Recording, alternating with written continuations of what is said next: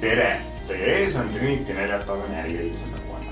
Täna tahaksin rääkida teile sellest, millised on võimalused osanikele äriühingust väljamaksete tegemiseks.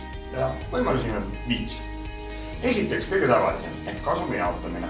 Osaniku otsusega kinnitatud majandusaasta aruande alusel ja saab välja maksta aruandeaasta ja varasemate aastate jaotamata kasumi. Teiseks, ühingu lõpetamisel saab osanikele välja maksta likvideerimisjaotise ehk vara, mis jääb järele pärast võlausaldajate nõuete hüvitamist. Oluline on teada, et likvideerimisjaotised tuleb maksta tulumaksu nagu dividendid. Kolmandaks, osanikele laenu andmine. Üldreeglina on igasugune osanikele laenu andmine keelatud. Selline tehing on tühine ja sellele saab üsna lihtsalt lugeda varjatud kasumi eraldiseks. Sellised laenud tuleb kvartaalselt deklareerida. Neljandaks, oma osade omandamine, mis peab toimuma osanike otsuse alusel.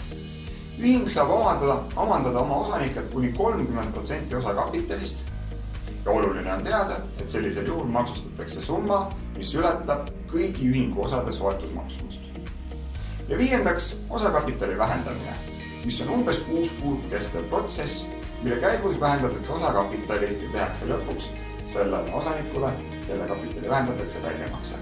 Kui kõik osanikud on nõus, võib osakapitali vähendada aga ebaproportsionaalselt, näiteks ainult mõne konkreetse osaniku suhtes. Tänan vaatamist, kui teil on räägituga seoses küsimusi, võtke meiega julgesti ühendust.